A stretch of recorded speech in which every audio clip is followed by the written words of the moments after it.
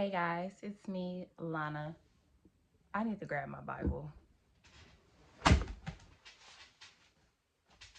I know that was weird to look at. I'm sorry. It's Sunday, start of a new week, and oh my goodness, there's so much fruit happening right now. Um, I have just this strong urge to reflect and share. So I want to talk about why women settle, because I'm reflecting on my life and my story and my testimony, and I'm thinking about um, when I got with my ex-husband and the circumstances surrounding that. Like, I was just looking for a place to belong, feel loved, and feel paid attention to. And when we're lacking as women, because that's the only perspective I can talk from, right? When we feel like we're lacking, we look to fill the gaps in our lives. And because we don't have the knowledge of like what would actually fill the gaps, we just do our best. And I got married young. I was like 20 years old. So just because I don't trauma dump, but um, I don't want to say met a guy. I went to high school with this guy, knew him a little bit. After we graduated, we spent the summer together. And then by the time fall came and I went back to school, we decided we wanted to get married. So we dated for like 3 months, got engaged, and got married a year after the first date. It was very fast. We're young. He's a year older than me. Um, so yeah, it was a lot of pushback at the time when I did it, because I was young and everything, but I was just so adamant. Like my at the time, my spirit knew that's what I needed to do, right? And it's only in retrospect that I could see how the Lord did give me that relationship. And the Lord allowed me to get hurt by the world so that I could eventually find my peace in Him. And I'm grateful that it didn't take 40 years because I'm 29 right now. I've been divorced for 3 years. And the Lord has just continuously shown me that I made the right decision in leaving when I did, and that He is using all of that for His glory, for my story, to just make me victorious. So today I'm just having a lot of like revelation about why we do the things we do and how we can forgive ourselves for doing the things that we do, because we don't know when we're making the decision that it's not a good decision. You need time. You have to go through experiences. You have to live life and reflect. So you need to forgive yourself if you have settled for less in the past because you didn't know. You don't really know yourself until you know Christ. Until you know that the Creator made you fearfully and wonderfully. You don't know yourself.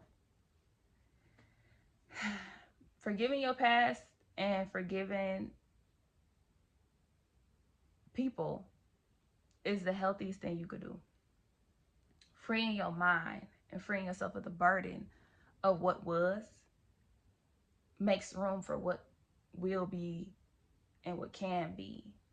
And you can create what you want to see in the moment, in the day, with the resources that you have. Like everything you have right now is sufficient. So women settle because we just don't know. You can't act out what you don't know about. Like, and it doesn't even necessarily take time. Like people say, "Oh, y'all should have waited," and it's like if I didn't know, more time wasn't gonna help me know. It's the experience itself. So going fast, relying on my own understanding, shrinking myself to fit into a mold of what I thought that I should be like, is everything that brought me to this place of freedom and authenticity and happiness and joy and just being able to reap the fruits of the spirit and actually have a life that is surrendered to Christ. Like all of the pain led to this.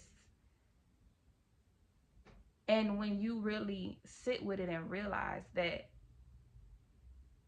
your life is a continuous story, it started the moment you were born and it just goes on until you're gone.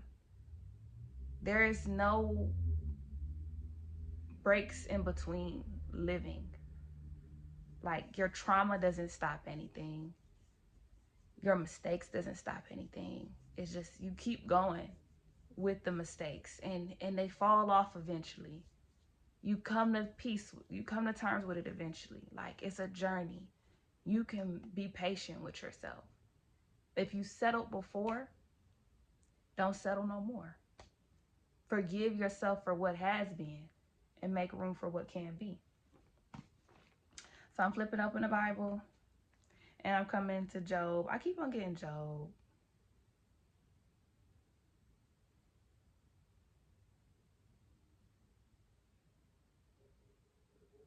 This is his final protest of innocence before the Lord speaks to him and tells him that you don't know much. And that's what we really got to understand as humans, as believers, that our viewpoint is so limited. You literally only have what you have in the moment that you're living.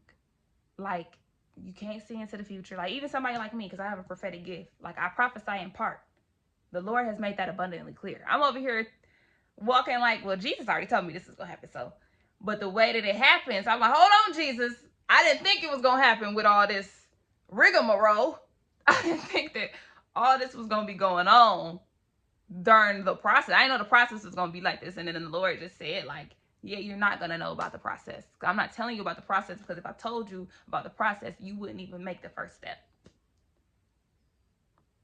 When you look at life like a process, when you look at it like a journey, it changes things. It changes things because now you can look at like your life like a story, like it's different story arcs. Like this was the season when I was dealing with this. So I made these decisions. But after I made those decisions, I moved forward and I started to learn this. And then I started to develop that and whoop, whoop, whoop. Like, look at life like a continuous journey. If you settled before, forgive yourself. If you lived underneath yourself before, forgive yourself. Because it's all a part of learning and growing. And I don't think a lot of people talk about it because a lot of people don't learn and grow. A lot of people find a place of comfort and stay there, and they complain there, and they dwell there, and they get sick there, and they just live there, and they never reach their full potential because they won't allow themselves to grieve. They won't allow themselves to experience pain. They use the substances. They sin to. I just seen so much. I see so many different types of living. And I know what I'm doing is very radical. I know what I'm doing is bigger than me. And when I show up, I don't always know why I'm showing up. But when I act in obedience, I know that the Lord has something for me on the other side of it. So I'm saying all that to say, do this thing with Jesus. It's more fun. It's more clear. The chaos is gone in my life. All I have is peace. And I'm just grateful for it. This has been another tangent because I thought like when I turned the camera on, I thought I was about to have a clear, concise like thing I was going to talk about. But I guess this is just a rant about being alive.